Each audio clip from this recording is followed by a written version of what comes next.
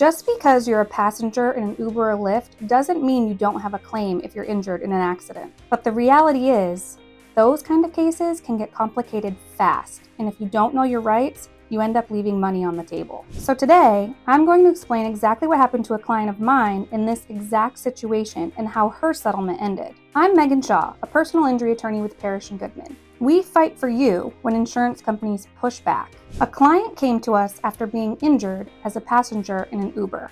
She was doing everything right.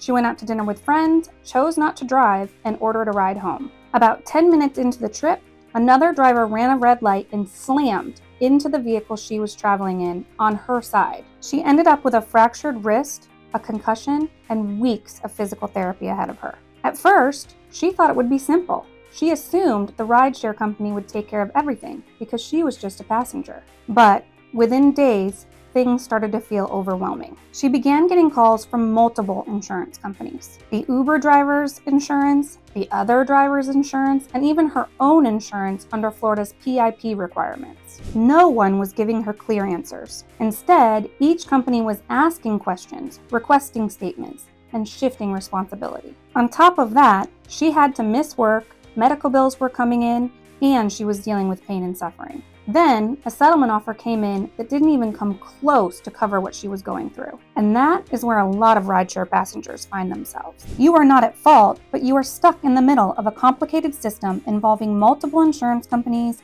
and companies that are focused on minimizing what they pay. When she came to Parrish and Goodman, the first thing we did was take that pressure off of her. We stepped in and handled all communication with the insurance companies, so she did not have to deal with the constant calls or confusion. We gathered evidence to build a strong case, including the rideshare app data to prove that the driver was actively working at the time of the crash.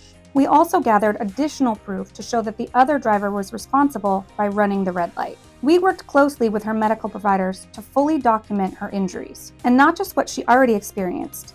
We also gathered information on what her recovery would require in the future. We also made sure she understood every step of the process. Instead of feeling overwhelmed and uncertain, she knew exactly what was happening and why. Because, in rideshare cases, it's not just about filing a claim. It's about understanding how the different insurance policies apply. In the end, we were able to secure a settlement that reflected the full impact of what she went through. It covered her medical expenses, the income she lost from missing work, and the pain and suffering that she went through. She was able to focus on healing instead of dealing with the insurance companies. And she could move forward without all of the stress that often happens as the result of these type of accidents. If you were injured as a passenger of an Uber or Lyft, you do not have to deal with this on your own, and you should not have to deal with multiple insurance companies by yourself. Reach out to Parrish and Goodman for a free consultation. We will take on the claim, handle the process, and make sure you are in a good position to recover fully.